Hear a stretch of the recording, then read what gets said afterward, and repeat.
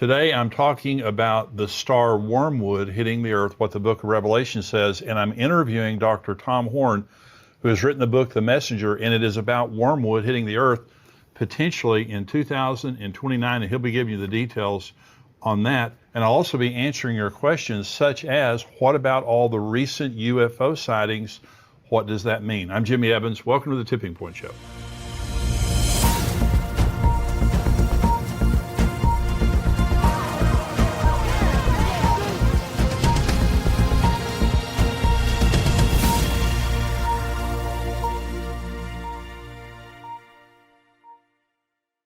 Welcome to the Tipping Point Show today. We've got a very, very interesting show today because we're talking about Revelation chapter 8, where wormwood, the star wormwood, hits the earth.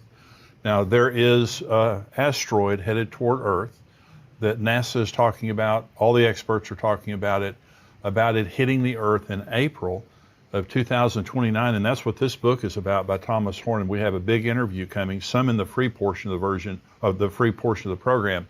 The rest of it will be in the subscriber portion after the break. But he's written this book called The Messenger, and this goes into detail now about what the experts are saying, and that is there is an asteroid, a major asteroid on the way to Earth.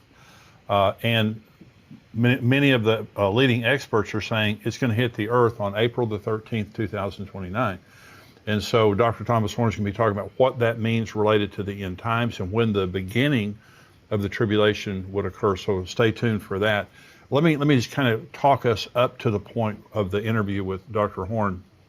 I've been talking about the book of Revelation, and there are basically 21 judgments. There are more than that actually in the book of Revelation, but you have the 7 seal judgments, and we've talked about that, the 7 trumpet judgments and the 7 bowl judgments, and they get worse. Now, they start out really bad. Some people ask, does the tribulation begin with, not too much bad stuff happening, and then there's the great tribulation?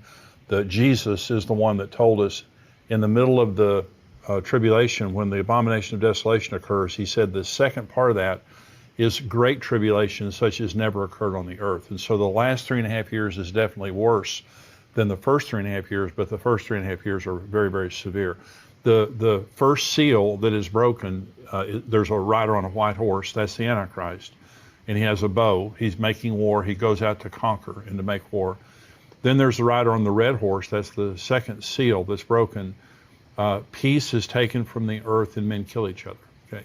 The third seal is the rider on the black horse, and it says that there's famine and starvation. It takes an entire day's wage to buy enough food to survive that day.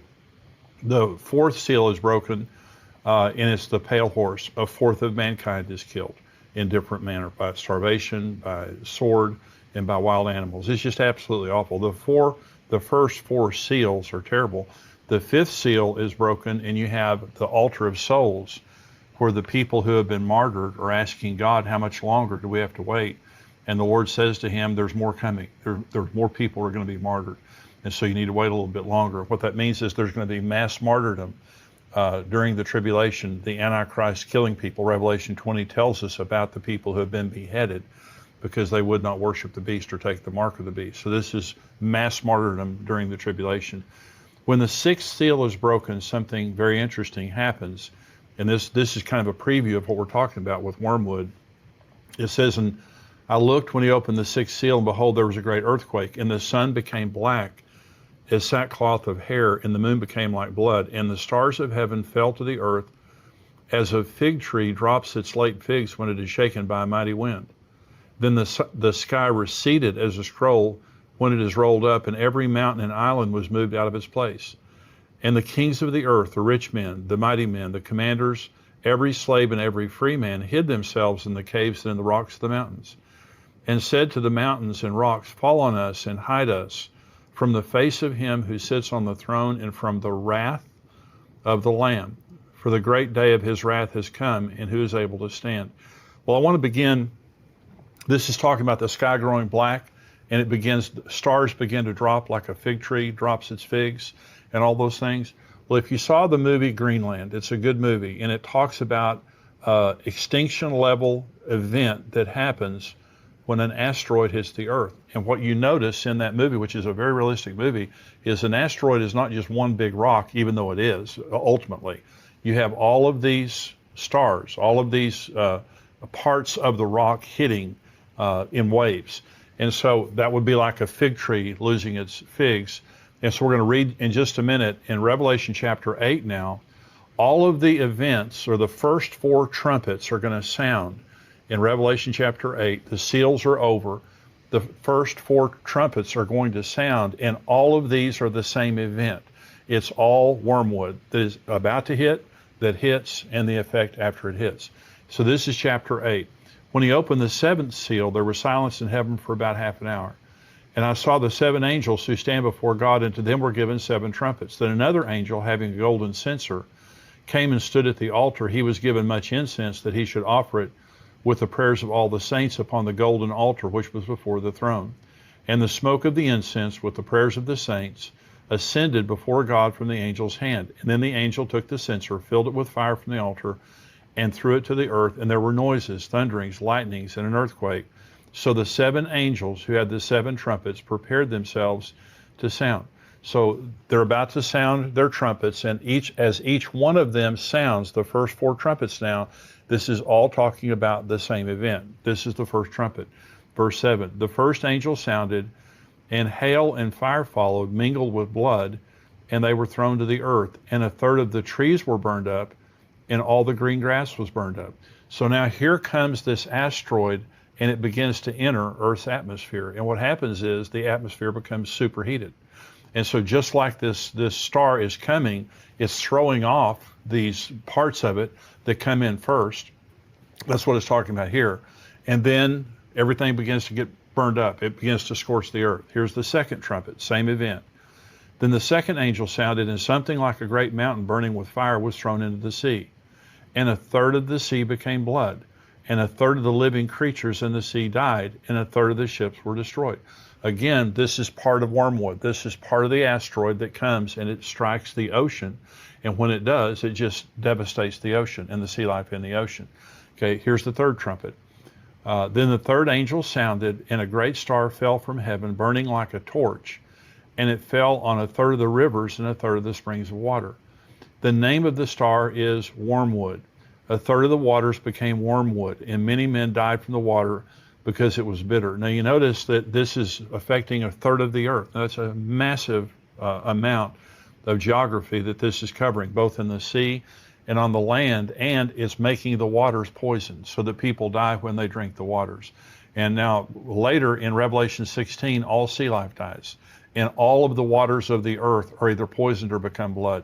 So the judgment upon the waters is one of the great judgments now. But what you'll notice now in the trumpet judgments, and also or the seal judgments and the trumpet judgments, is it's partial. It's a fourth, it's a third, it's partial. When you get to the bowl judgments of later on in the book of Revelation, it's total. Everyone's affected by those judgments. And so this is the fourth trumpet. Then the fourth angel sounded, and a third of the sun was struck, a third of the moon, a third of the stars, so that a third of them were darkened. A third of the day did not shine, and likewise the night. And I looked, and I heard an angel flying through the midst of heaven, saying with a loud voice, Woe, woe, woe to the inhabitants of the earth, because the remaining blast of the trumpet of the 3 angels are about to sound. Let me go back now to the 6th seal and read you what I read you earlier. I looked when he opened the 6th seal, and behold, there was a great earthquake, and the sun became black as sackcloth of hair, and the moon became like blood. And the stars of heaven fell to the earth as a fig tree drops its late figs when it is shaken by a mighty wind. So both in the 6th seal and also here at the 4th trumpet, we're told that the sky grows black. That's exactly what happens when a meteor or an asteroid hits the earth. That magnitude of an asteroid, it throws up all the dust. There's all like Mount St. Helens or something like that. All this dust is thrown up into the atmosphere, and it becomes very dark or black. And so these judgments are describing one event. An asteroid is coming. It begins to superheat the earth, burn up all the green grass, all of that. Then it throws off a part of itself in the ocean. Then it hits the earth, and then the sky grows black. So the judgment of wormwood is a severe judgment that causes great death, great harm. You can understand the level of panic. Now, Dr. Tom Horn is going to join us here, and he had a personal experience that he's going to talk about, a dream that he experienced that then led him to the truth of Apophis. Now, Apophis is what NASA is calling the asteroid that it's on its way here. And there's some level of disagreement that you'll hear him talk about, that NASA is trying to deny that this is going to hit the Earth directly.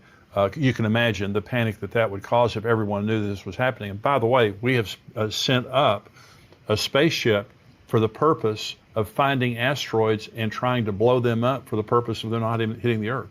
And so I personally believe that is in response to Apophis and what NASA is saying right here. So we're going to go right now to this interview by Dr. Tom Horn. NASA has affirmed that there is an asteroid headed toward the Earth. They're calling it Apophis. And they're saying it's going to arrive, was it 2029?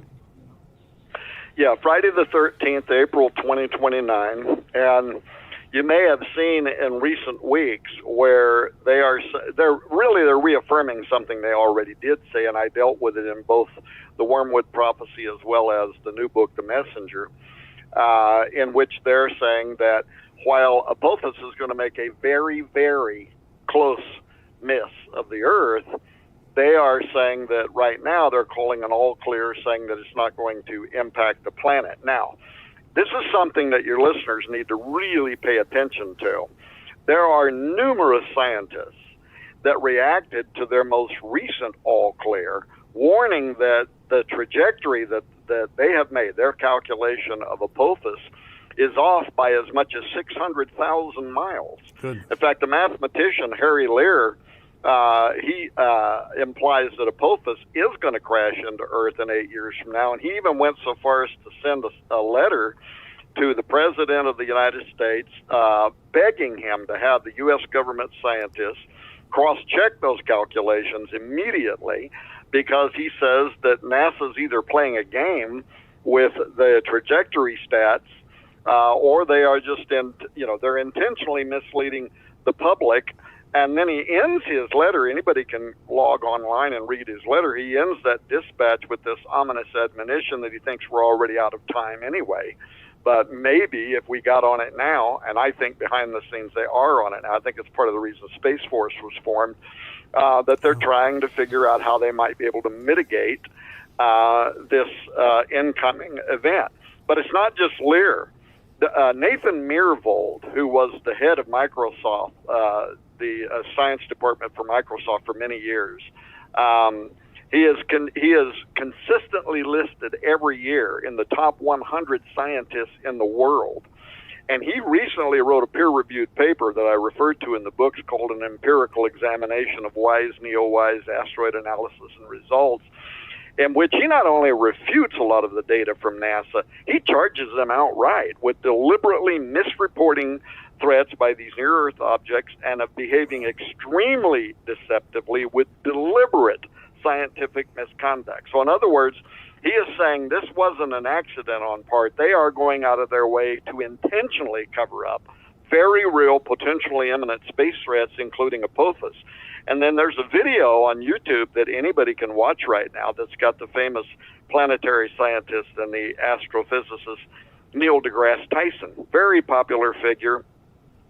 And he says that on April 13, 2029, I'll quote, this is from the YouTube video, this is a quote, Apophis will come so close to Earth that it will dip below our orbiting communication satellites. It will be the largest, closest thing we have ever observed to come by Earth. The orbit we have for it now is uncertain because these things are hard to measure and hard to get an exact distance for, so we cannot tell you exactly what that trajectory will be. So, and this was the same thing that the astronomer from the Pentagon told me. He said it's absolutely baloney. Well, he used a different word that I won't use. But he said it's absolute baloney. He said you can't say that a stone as big as Apophis, and it's a monster, is going to come literally below the satellites, knock out some of the satellites, below the satellites that are in orbit around this planet, and yet say with any certitude, but no worry, it's not going to strike the planet. He said that's absolute.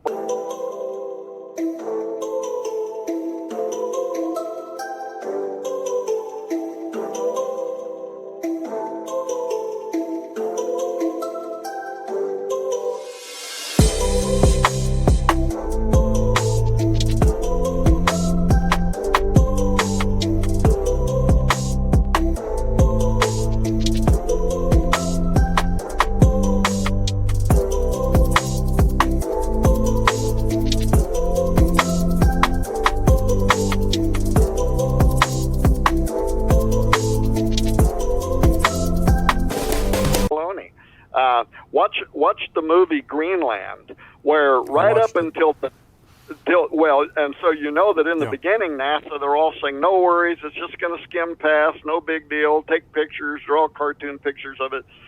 And then all of a sudden, everybody starts heading for cover.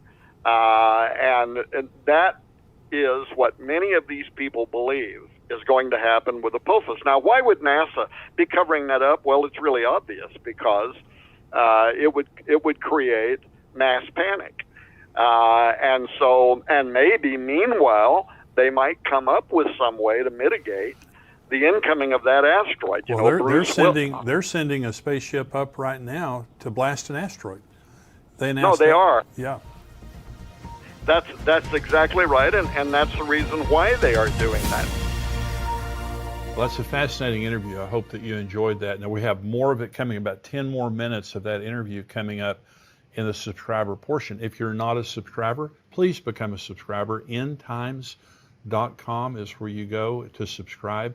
It's $7 a month, $77 a year.